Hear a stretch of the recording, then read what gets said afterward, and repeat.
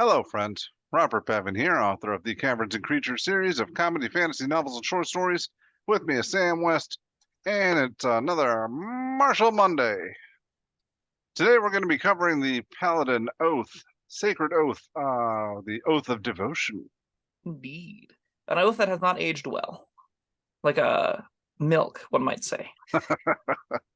This is one of the ones that, like, it's legacied in from a lot of what old Paladin looked like in 3.5 and 4 and 2. And it wasn't even like a thing in 2 from my understanding, but it was kind of like there were kits and stuff. I don't know. 2 is a big bucket of worms, but like Paladins as defenders that kill undead and are good at killing undead and get turned undead and all that kind of stuff were great whenever you were regularly diving into crypts and could expect to find at least one undead in every single dungeon you went into, usually multiple. These days, undead are common, but they're not like defining. They're not the whole of what campaigns are about much anymore. Some can be, others aren't. But that leads this, because this option predominantly cares about undead, this is something that I think you would really want to line up at an undead campaign.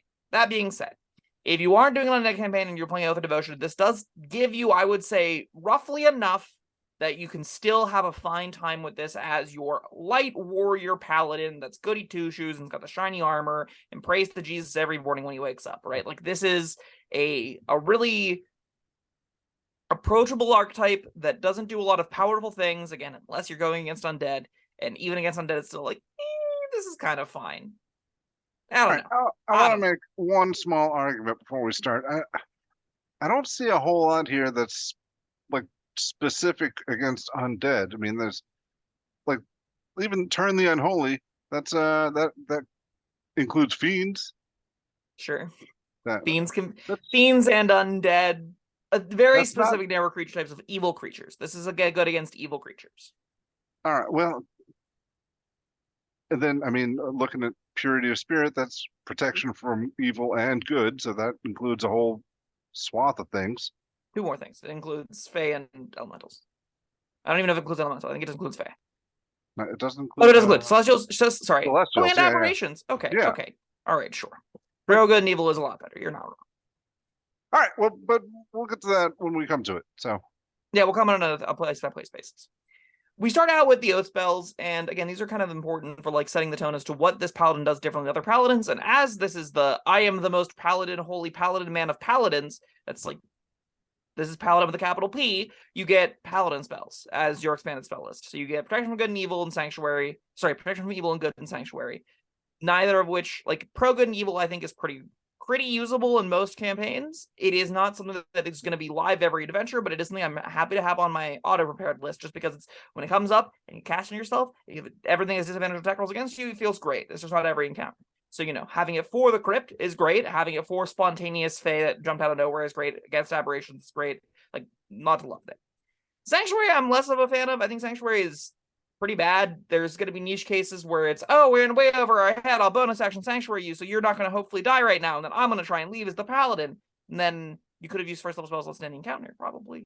Like, there's a lot of little, like, I don't know why I would be using this, but I know people are big fans of Sanctuary. I am not one such person. Bob, are you a big fan of Sanctuary?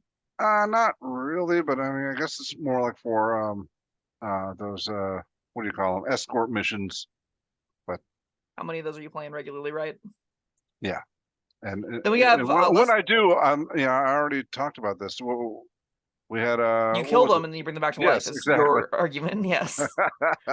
So the other 2 you get are, at second level, you get Lesser Restoration, Zone of Truth, and I love Zone of Truth dearly.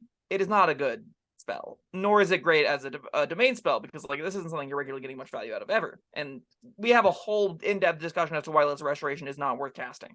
So I would go watch that videos to see just like how bad Lesser Restoration is, but the short of it is, it's very, very bad, and universally it's almost better to let something save out than spending your action to try and cure it. Beacon of Hope and Dispel Magic. Beacon of Hope is bad, Dispel Magic is great. So we have the first real split where it's like, okay, pretty garbage spell, very, very useful spell, especially on this kind of character archetype, right? Dispel Magic on a character that isn't confronting magic a lot in other ways is useful. Now, Paladins could always prepare it, and they normally would, but now you don't have to. Now you can prepare other Paladin stuff, and you just have access to Dispel Magic. That's great. Sure, love that. And anything you get past this doesn't really matter, because we're talking about 4th and 5th level spells and tiers that, when I say doesn't matter, contextually, when you're playing with full casters, it feels bad no matter what you get, because they're getting higher level spells, like 7th and 8th, 9th level spells, and you're stuck with freedom of movement in this case, which is not ideal. Guardian of Faith is, yeah, it's fine, but it's not good at 13th level, right? Commune is not good at 17th level, nor is it good at 9th level. And Flame Strike is not good at 17th level compared to the other things going on in that context. So it's Yeah, like not... I mean, there are some spells that are good at any level, like because they do. You're not worried about scaling damage. They do like a different kind of effect. Outside of, I guess, well, there's freedom of movement and commune, which I would include in that group, but I just don't think they're great at any level. Yeah. Yeah, I'm inclined to agree. Pro Good and Evil scale is great with the game. That's why I think it's a really decent first level spell. Sorry, I keep calling Pro Good and Evil. It's Pro Evil and Good. I always get backwards for some reason. Yeah, that's fine. You regularly will find that no matter what tier of play you're at, it's so easy just to be like, Pro Good and Evil myself. I'm going into the fight now with a huge advantage over the creatures I'm facing against. If it gives 5 attacks disadvantage, you're happy with it, and it is regularly going to do that. So like the only thing I don't like about that is that if you play long enough, you're gonna get it on yourself permanently at 15th level. So then, yeah, we'll get there as to why Yeah. that's a garbage feature. So yeah, I don't love this. Is definitely, we did Crown recently, and Crown's list wasn't great. I think this list is worse yet, just because not getting second level spells is pretty bogus. And Sanctuary and Pro Good and Evil are fine, but not enough to carry the list. Where like, if you got anything new, I'd be excited about it, but you probably wouldn't want to prepare this spell magic anyway. And that leaves you with, well, I don't want Beacon of Hope on my sheet ever. So like, not great. So now we're into the Channel Divinities. You get 2 options. You get Sacred Weapon and Turn the Unholy. So Turn the Unholy is the one we'll talk about first. This is the really, really fantastic feature against fiends and undead. So as an action, you present a holy symbol and speak a prayer that censures fiends and undead using your Channel Divinity. Each fiend or undead that can see or hear you within 30 feet makes a whiz save. If it fails, it's turn for a minute. And turn should be a condition, but it's not for some reason, because they explain the text every single time you mention it, which is a lot in this book. A turn creature must spend its turn trying to move as far away from you as it can. Can't only move to a space within 30 feet of you. It also can't take reactions. For its action, can only dash. That's the big one. It doesn't get to take actions. It just has to sprint away from you. You fire this off, everything near you has to sprint away until it can get out of this, which is when it takes damage. So like, if it fails the first save, it's screwed, which is really, really, really good. This is the feature that will say, in this moment, I am the coolest character at the table because I turn undead the undead, right? I turn unholy the unholy. It's big, it's splashy. 4 out of the 8 things in the fight no longer are participating. You trounce the things that are left, and then you go to pick with or deal with the stragglers. It's very, very good. The other option, you get a Sacred Weapon. So as an action, you can imbue, and that's the word I love. As an action, you can imbue a weapon you were holding with positive energy using your Channel Divinity for a minute. 1 minute. You add your charisma modifier to attack rolls made with the weapon, minimum +1. The weapon also emits bright light and 20-foot radius. If the weapon is not magical, it becomes magical. You could end it as an action if you want to. I don't know why it lasts a minute. So like, this text probably we could have probably saved a couple trees by not including some of these words. The gist of it though is you can spend an action immediately prior to a fight to add your charisma modifier to attack rolls you make with the weapon. Notably not damage rolls, just to hit. Which is helpful for Great Weapon Master builds, because you're like, okay, I don't care about adding my charisma mod damage. I just want to make sure I'm not missing, and this helps with that. But beyond that, it's like, okay, the setup time is a lot. You're not ever going to want to take a turn in combat to miss 2 attacks to set up a Sacred Weapon. That's not really where you want to be. So you definitely left something where you have to know you're going into a fight. You go, okay, prep round, Sacred Weapon, go. And that's pretty usable. It's just still not great. And a modern design of this definitely would have it take a bonus action. Yeah, but I mean, that doesn't bother me a whole lot because it's only good for 1 fight anyway. It's looking the first turn of a fight, just being like, I do nothing, go. No, I'm saying you're a paladin. You're not going to be not sneak attack, but you're not going to be like stabbing somebody in the back by surprise. You probably have some room between you and your foe before the fight begins. You know what's happening. Yes, that's the important word, is you know it's happening, and you would rather be throwing a javelin right now, right? You also need to not want to take a ranged weapon attack of some kind, or a ranged other option like a guiding bolt or whatever. So there are situations where you're like, I am an oath of devotion paladin. Javelins are for cowards, Sam. Okay, so we're playing it worse. We're making a bad option worse because of cowardice. Great. Need I read you the tenets of devotion? Oh, we did skip over that. Honesty, courage, compassion, honor, and duty. It's literally as bog standard good guy knight as you can get. Yeah. It's great. Don't lie or cheat. Let your word be your promise. You tell that to 4-year-olds. Like, so yeah, I don't know. I like Turning the Unholy a lot, but I like it only in the context of games that I can use it. Now I can't use it in my tables regularly not every session, but every adventure. I feel really bad about that, right? No, I think this whole oath or subclass or whatever is only going to work on certain campaigns. Yeah, like I preface this with, you're like, but does it? Right. Yes, it does. It does only really work at certain campaigns, and it's Turning the Unholy. Well, no, but you were saying only undead, but I'm saying Sure. it could Undead be beyond fiend. that. Or, I mean, Turn the Unholy is one feature. This is, Yeah. You know, there's all the Other rest features, of the stuff you can use. Yes, but the rest of it can be used against more than undead and fiends. Such as Aura of Devotion, which is at 7th level, you and friendly creatures within 10 feet can't be charmed. Yeah. So, Oof. you know, undead and, well, I guess undead aren't doing a whole lot of charming. That's maybe true. Vampires. Yeah. Fae are supposed to be doing that. Yeah, Fae and vampires. Okay, so if you're against lots of Fae and vampires, this is a reasonable aura. Otherwise, There's this is a non-feature. probably some fiends. Yeah, probably like succubi, incubi stuff, right? Yeah. They probably do some charms. That's still not...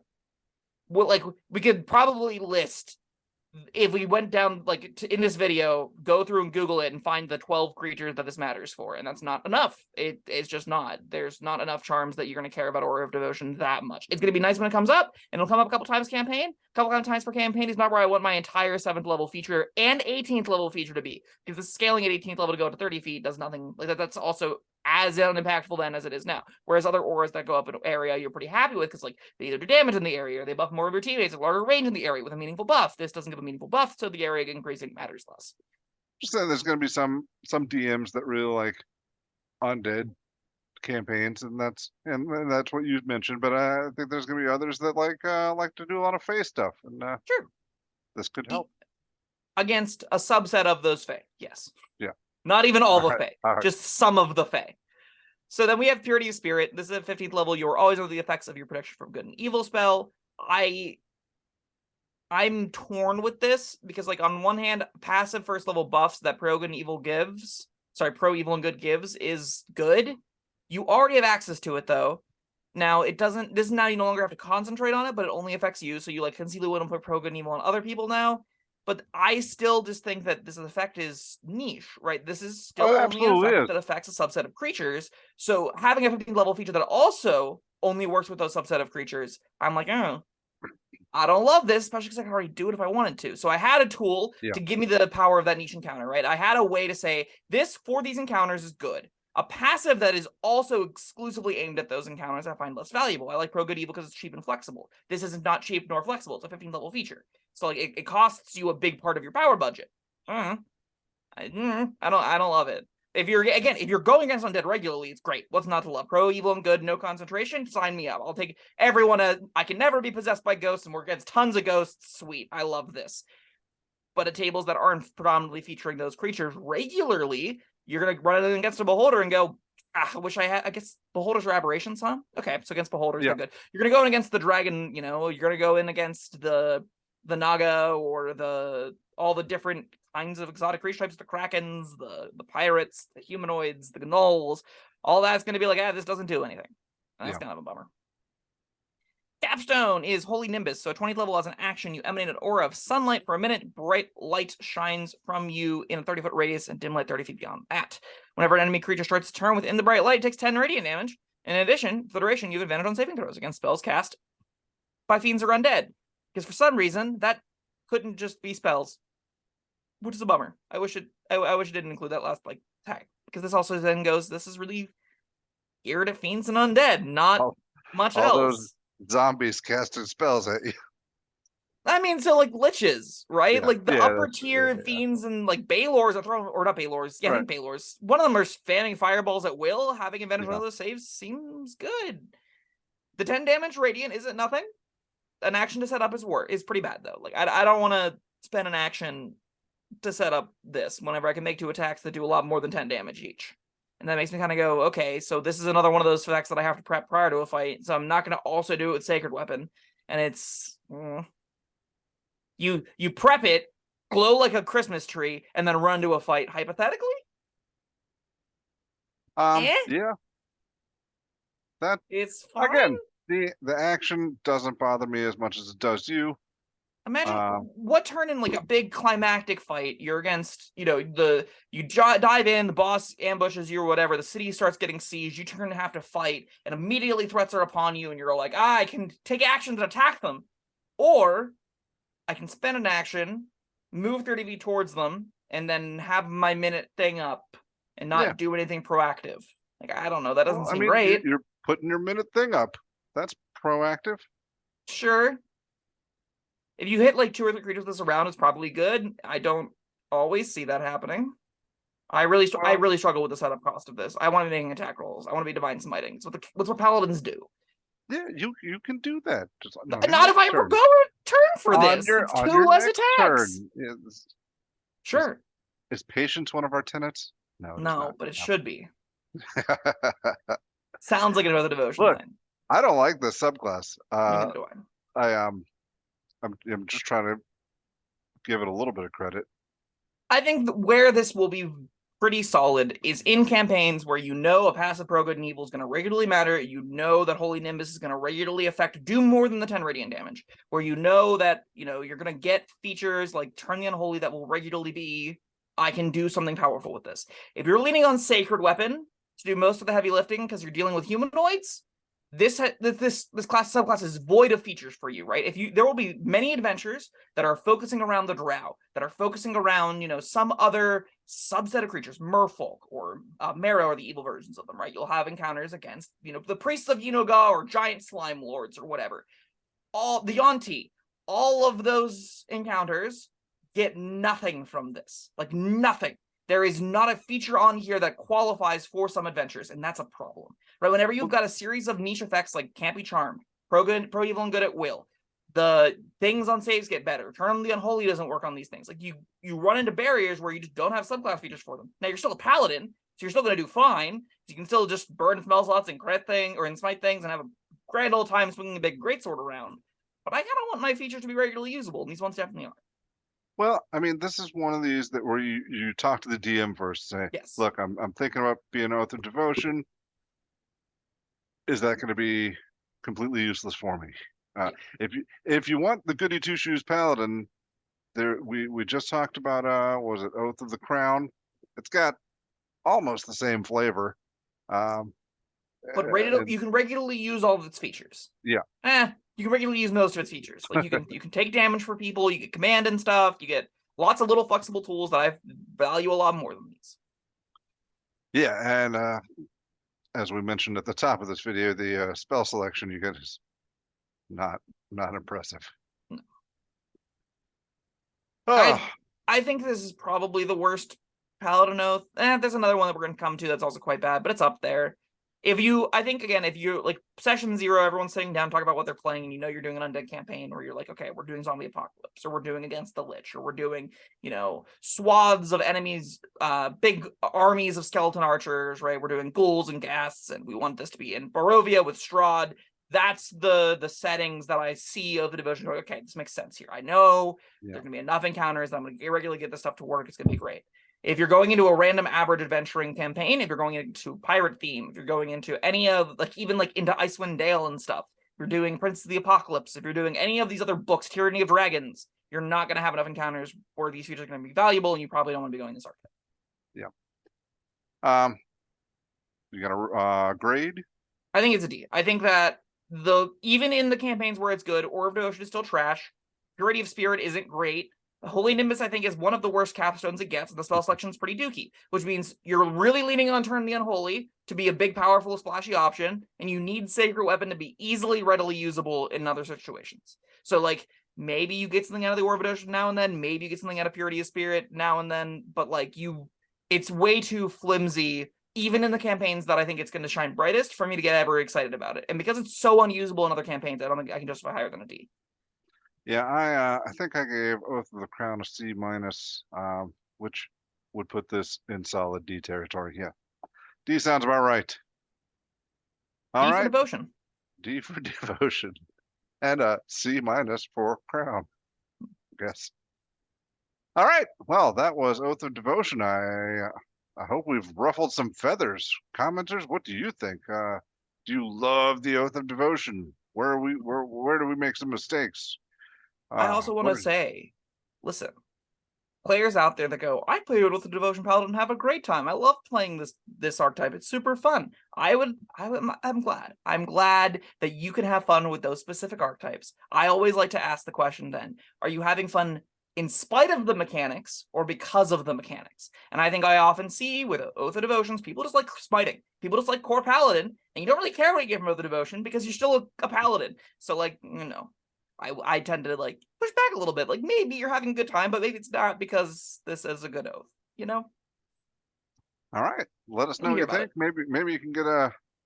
Maybe you can get Sam to push back on your comments. It does take a lot to get me to push back, but It I've does. done it a handful of times.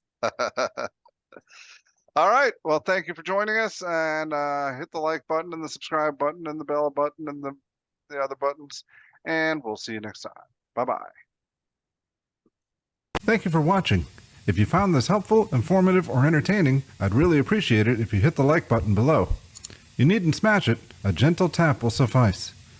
If you want to see more videos like this, subscribe to the channel.